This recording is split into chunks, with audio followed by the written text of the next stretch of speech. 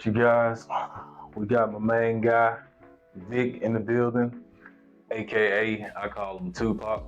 But yeah, we here. This is Tattoo Talk. This is the first episode, and we had the pleasure of getting my boy. I had to pull up on him at his job, and yeah, man. Introduce yourself to the people, Vic. What's going on, people? My name is Vic. I'm a data center engineer. Pretty much been a data center engineer for the past 6 years. So, Yes, sir. Yes, sir. So, what does your job entail? Like when you say data center engineer, like break it down for the people that just don't, that don't know what that is. So a data center engineer is responsible for maintaining like connectivity for everyone when it comes to their devices and major corporations, like expanding from Google, Facebook, all these different things. We're the ones that keep the actual applications up and running, things that you guys don't see.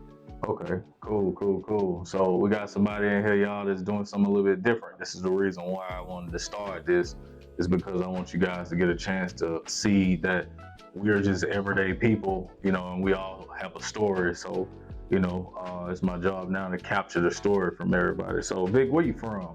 Tell the people where you from. I'm originally from Florida, Kissimmee, born and raised. I moved up here in 2009, finished my senior year here. Essentially got into trouble back home, was messing with gangs and stuff like that, guns, and got too much for my mother. So she set me up here with my father.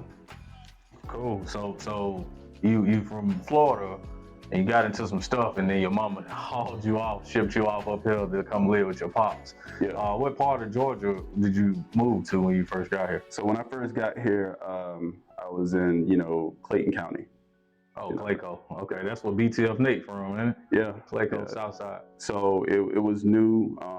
Just everything about Georgia was so different from Florida. It was like money, hustle, get it type mentality and stuff like that. So it was a lot of stuff going on. It was kind of crazy, but I liked it. You saying so Florida was the money hustle, or up here in Georgia? Nah, Georgia was the money hustle. I learned so much as far as to get out here and get it. So what age were you exactly? I was roughly around about 16.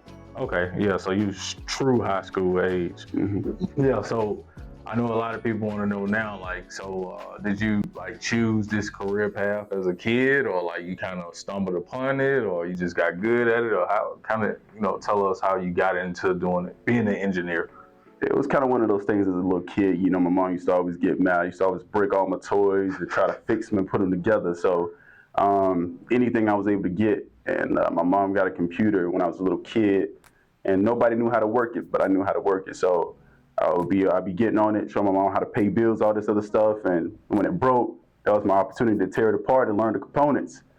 And it was something that I always had a love, with, as far as the interior, how everything works. Really? So you actually taught your mom the technology part of paying bills and stuff like that? Yeah. Okay, cool. So what's your favorite thing about being an engineer? Like if you had to list off something that was just if there's a young kid at home right now watching and they wanted to become an engineer, what would you tell them about this that'll kind of get a little fire up on them to make them go ahead and complete the programs to become an engineer? It's different every day. Okay. And if that's something that you like, you don't want to come into a job where you do the exact same thing over and over and over. This is possibly the field for you. It changes, it's different. You will utilize a lot of skills that you learn in school, and you'll put them to the test. And essentially, there's a bit of pressure with being an engineer. I'm not going to lie to you. Okay. But if it's something that a person really wants to do, they can definitely do it. They can definitely jump into this. Okay. All right. So now we're gonna tie this all together right now. Is how me and you met, right? So I bet people are like, what is Tattoo Talk and what's going on right now? So I want to just kind of give them a little background real quick. I would consider Vic as a friend. We've been knowing each other for what, 3 or 4 years now? Yeah. Somewhere in there? Yeah. I met Vic at the tattoo shop. And he came in one day, right? And I was tattooing. When I looked up, I was like, what the I thought, because when he wore his bandana, y'all, he looked just like Tupac. So like it blew me away. So the more we communicated, he came in and got a few tattoos. And so if you can, just kind of explain, I know y'all can't see his tattoos right now because he's at work, but just kind of explain as an engineer, as a professional, what made you so attracted to tattoos? I mean, as far as when it came to walking into that tattoo shop and speaking with LT, he was calm, cool, collected, smart brother, very intelligent. I appreciate the knowledge that he was kicking. You don't come across a lot of people who are kicking good sense knowledge. Let me just put it like that. And then just his artwork. He has a really good body of work that he's proud of, and as he should. And I believed in his skills and right then and there, and committed myself to doing a lot of different work with him. Tattoos hold a lot of meaning for me, at least mine. So they're not anything that you can go and just pick off a book or a wall. Everything has a meaning, it has a story behind it, and it's just one of those things that captivates me when you can, speak to an artist and they can really, bring your vision and what you have into light, and you can piece everything together, and it's just your own spin and touch. And when people see the work, they look at it like, oh, what does that mean? And they're intrigued. At that point, you got them. But ultimately, it's up to you to share exactly what your tattoos mean. But a lot of times, my tattoos are hidden away because not everybody deserves to see my tattoos. And at the same time, and in the corporate world, it's not something that I want everyone to be looking at, because I don't want to have to answer to anyone. Okay. So quick question. What made you so let me ask you this first. At what age were you when you got your first tattoo?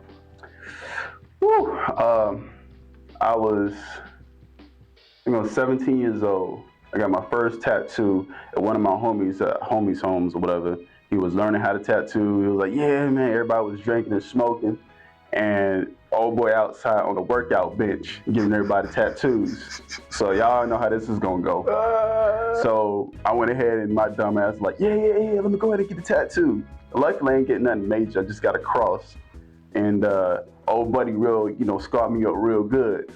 What did you put it at? Where was your first tattoo at though? I got it on my chest. I got a cross on my chest, and I was like, yeah, I'm bold, laying down on the freaking workout bench.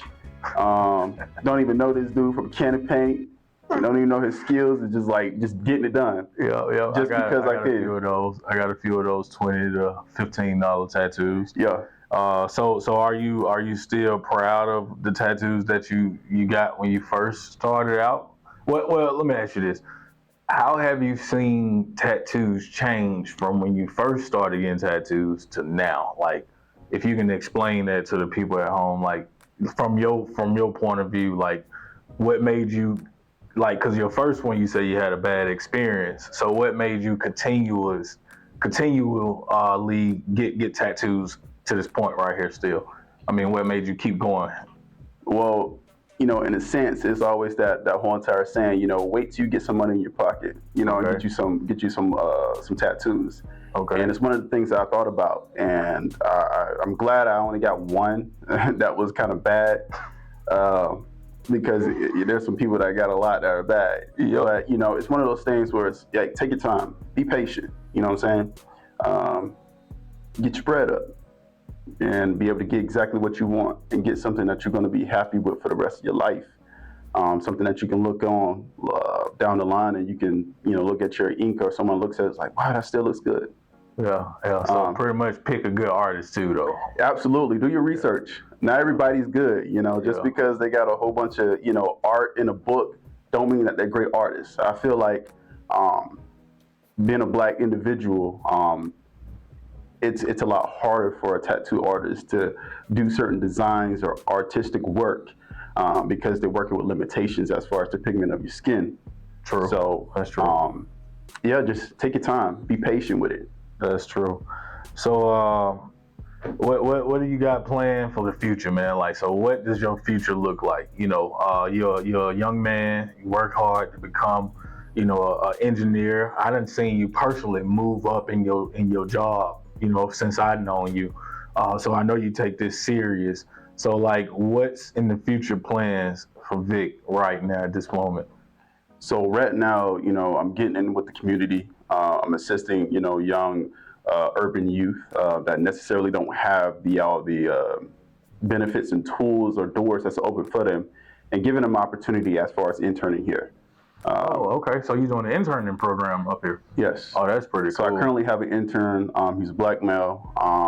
He's in his early 20s. Okay. And it's essentially, giving them an opportunity. I've always said to myself, once I get an opportunity where I can help other individuals that may have been in a situation where they don't necessarily have all of the different doors open for them, Yeah. but they're intelligent.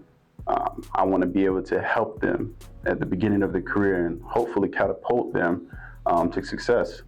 Okay. And this is something that I want to become like a launching platform for these individuals. Okay, you guys, y'all heard that. So, all right, we're gonna wrap it up right here. We want to say thank you so much, Vic. Is it any social medias, anything you want to drop on here? This is going on YouTube, so be discreet. Is it any kind of way that people can get in touch with you about this internship that you're doing down here? I mean, yeah, I'm on Instagram. My tag name is legacy_slum. Okay. And you can find me there. Reach out to me. If you got any opportunities, whatever, we can collaborate, we can talk, we can try to make something happen. Okay. Well, I appreciate you, Vic. Vic has been one of my loyal customers, and he is a friend. Everybody that's in the friend group, we all know Vic. We call him Tupac. So I hope y'all enjoyed this, and we're going to let Vic get back to work. Peace.